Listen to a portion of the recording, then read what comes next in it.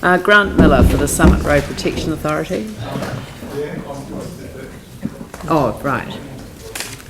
I asked about decorations. Good morning. It's always difficult to follow a passionate submission. Good morning, Your Worship. Councillor Tim Scandrett and councillors, good to see you all. I thought I might open unconventionally, I suppose, and actually just take a minute to say a couple of thank yous to Your Worship and the Council. I think your response to March 15 was well handled and really reflected the Christchurch and Canterbury we want to be. So often it's a thankless task sitting where you are, so thank you for the way you responded, and thank you the way you represented us nationally and internationally. I think it was very heartening to see the way you were represented by elected members, so thank you. Also, while I'm on the thank yous, the Summit Road Protection Authority is lucky to have the secretarial services of Christchurch City Council staff. I wish to commend in public the activities and work that Mark Saunders puts in. He's a very, very capable member of Christchurch City Council and represents us excellently, so thank you for providing his services to us. You would think that perhaps the Summit Road Society, Summit Road Protection Authority and earlier submissions today wouldn't have a lot in common, but they do. We're about trying to create an environment that Canterbury and Christchurch can be proud of and has multiple users using.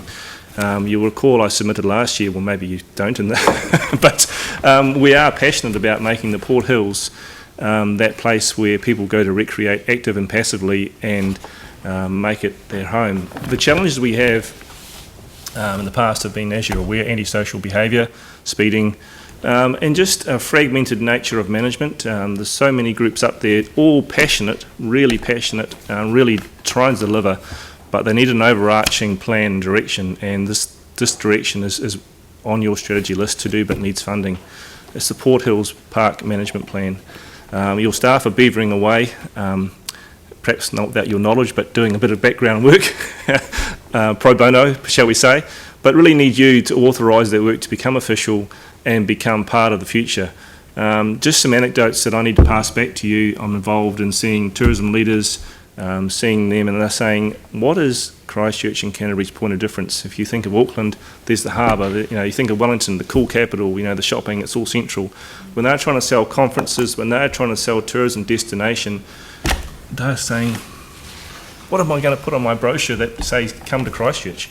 And the Port Hills may not be the total answer, but it's part of that package.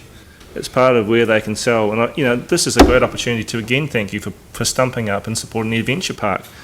You might have got a bit of flack about that, but it's a really positive, active recreation facility. And if it was me, the best time to buy assets is when they're distressed. You may want to go the whole hog and take it over, but that's not the Summit Road Protection Authority's point of view.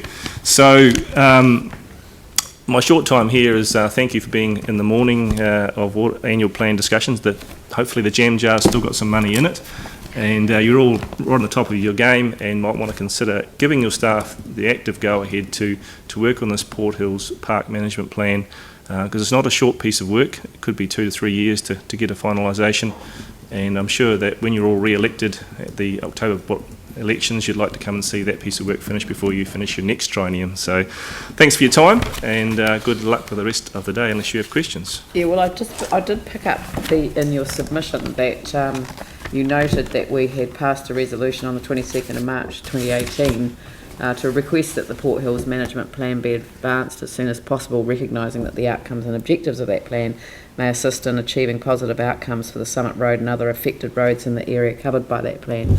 So I think that it's probably time for us to get an update on that from staff. So we'll certainly do that. So I can undertake to do that without a resolution of council. But if we do need to have a further resolution in the annual plan report back, then we'll do that as well. Glenn. Thank you. It's good to see you, Grant, as a colleague, Selwyn District Council here on the Trans Waste Committee. Thank you. As well. So with this, and you've mentioned the mountain bike park, we've also just had Evans Pass open. Would it be your hunch that cycling, in fact, would be the point of difference or a big point of difference for Christchurch in terms of the tourist lens? Just to sort of go off tangent a wee bit, I think that's what I'm hearing from tourism suppliers, and trying to already you've got significant infrastructure I live near Te Waihora. It's on my back doorstep. I live there every day, and often, because you see it every day, you're blinded to its beauty and significance.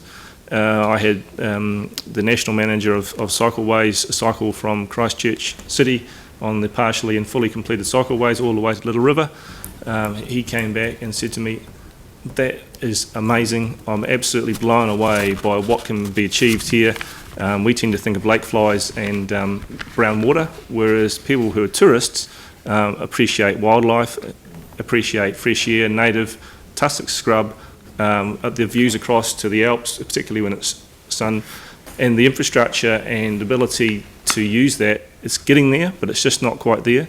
And I think the man from Spokes has probably just not touched on it, but the e-bike revolution, where people who are not so physically able can now get on an e-bike and transverse on a tourism basis major networks throughout Christchurch, is a coming revolution, and maybe even the e-scooter might chip into that as well. So there is a huge opportunity for Christchurch to be at the forefront, and I think you'll see that other regions within New Zealand are looking at the adventure park and saying we need one of those, and where can we put it, and because it's going to be a tourism boom. So obviously it's part of the puzzle, including Hanna and the Alps and Akaroa and the peninsula, but I think it could be a significant puzzle point. And you know, Christchurch, we're renowned for cycling. How we missed out the National Cycling Centre to Cambridge, I'll never know, but we should be the hub of cycling in New Zealand. And I'm not here to promote that, I'm here to present the Port Hills Park Plan.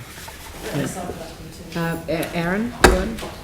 So just one more question on that, Grant. If you were to see a lot of people coming here for conferences, the new big conference centre and things, possibly jumping on a bike from the centre of town, going along the coastal pathway to Sumner and back would be one of the best experiences you could get in the country. Would you not You're agree? exactly right. I mean, it's horses for courses. You can the real active people can really cycle up the Port Hills.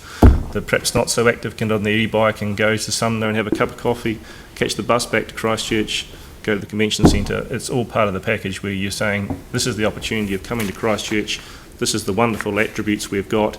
These are the things you can do when you're here, and it also ticks the boxes for our residents. You know, when they want to go on the weekend and do an event that doesn't cost a lot of money, you can get on a bike relatively cheaply or hire an e-bike or a scooter or whatever, and have a good day's family fun. It's all happening for you, isn't it? So. Good. Yeah. Yeah. Having a wee chit chat. Right. Thank you. Thank you very much for your Right. submission. Much appreciated. Thank you for your time. Good luck for the rest of the afternoon. Thank you.